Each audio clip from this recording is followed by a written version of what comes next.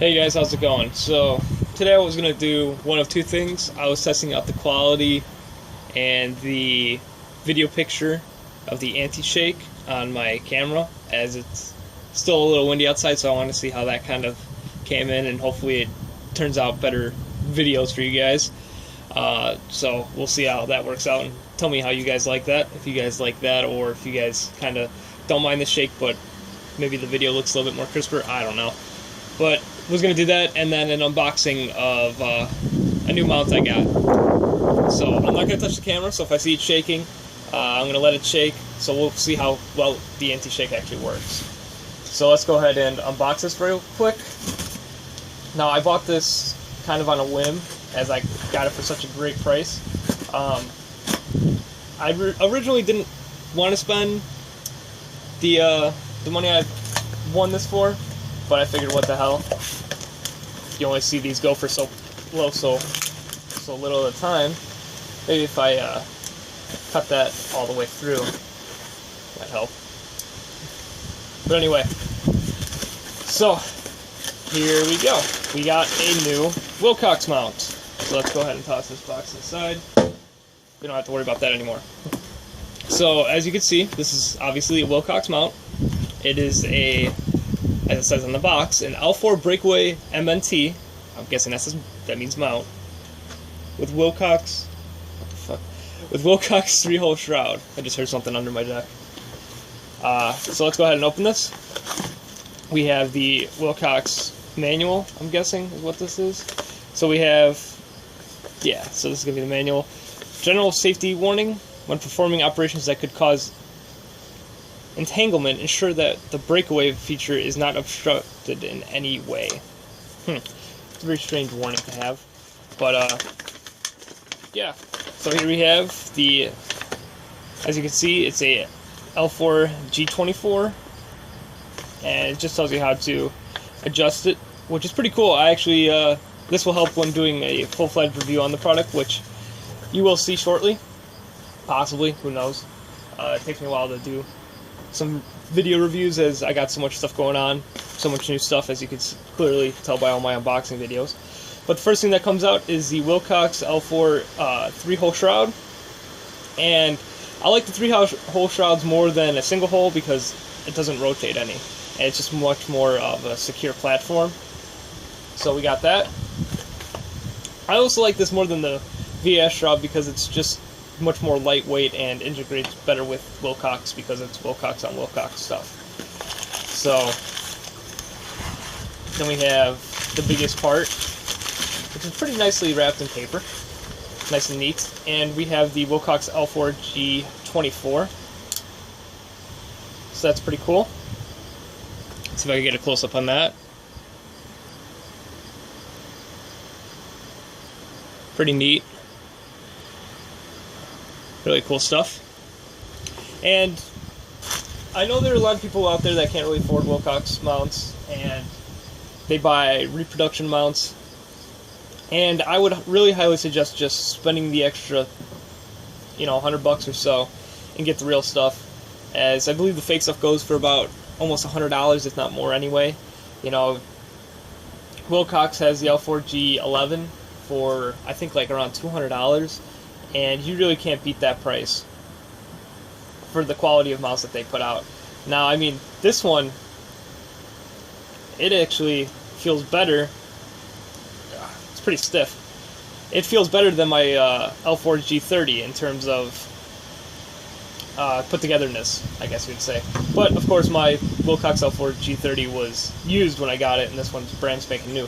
This is actually the first brand new Wilcox mount that I've owned. Usually I buy used ones because they go for about $200, but I got this for a really good price. So we have a bunch of different screws and the mounting hardware, pretty much. We have a couple different Allen keys, so that's pretty cool. And of course, the last piece of the whole mounting system is going to be the lanyard. Now, I have a couple of these lanyards already. I don't really use them that much because I run the Armsight Spark, so it's not like it's a high dollar item, so if I forget to clip it in, that is why I just kind of forget. It's not something that I need to do. But overall, this is really cool. The Wilcox L4 G70, almost said G30. G70 is a whole mounting, or a whole kind of kit, I guess you would say, for those people out there that want to buy just one thing, and it comes with everything you need to put on your helmet. You got your shroud, your mounting hardware, your arm, and a lanyard. So if you were to buy all this stuff separately, if you were to buy all this stuff separately, you're looking at around $400, $60, and another $60. But when you buy this all together from places like TMVC or any other place that sells night vision stuff, you're looking at about around $500 is the average of what these are going for. I'm not going to say what I got this for because, as I said, I got this for a really good price, and I'd hate to bum you guys out when you want to buy this system, but you can't because, well, you can, just not for the price I got it for. But yeah, really good stuff. One cool thing to note about the Wilcox on Wilcox stuff is the Wilcox L4 G24 does have a little buffer right here, and that integrates into the Wilcox shroud. You simply just snap it in, and that eliminates any wobble that is in your mount. I will probably be putting this on something lightweight. I'm kind of debating between a Cry nightcap and a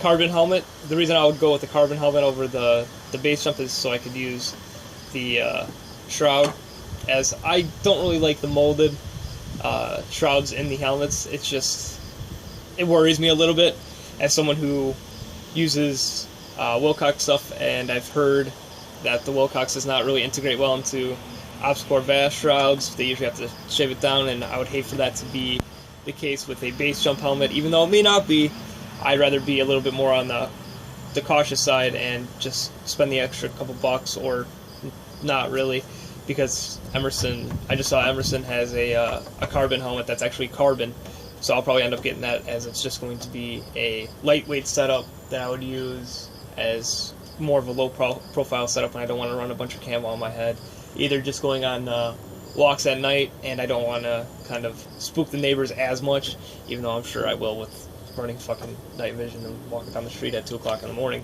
But that's beside the point. The black helmets and the black hardware doesn't really scream military as much as something that's dipped in AOR1 or multicam or spray painted or all that other cool fancy shit. But yeah, just a quick unboxing. I hopefully will have another video up for you coming up soon about the, I'll do a review of my Samapo 1694K now that I used it, and I actually have some time off of work soon, so I can afford to buy all this fancy cool shit to show you guys. But yeah, if you have any questions or comments, you know where to leave them. Make sure to like, favorite, share, and subscribe. Go ahead and like my Facebook page. It's always helpful, and I try to get your guys' feedback as much as possible. You know, if you guys want to have any feedback on how I do these unboxings, if you'd rather see them a different way, you know, me in front of the camera and me unboxing them, you know, holding it, whatever you want, or I just put out a loadout video that got quite a few views and likes, which I'm very, very happy about. I'm very stoked about that, and I just hit 200 subscribers. So I really like to see your guys' voices. I'd like to hear your voices and read them about what you think about my videos, so please comment. It really does help, and I try to answer, if anybody has any questions, if you look back, I answer every single comment. But yeah, take care guys, and as always, have a good one.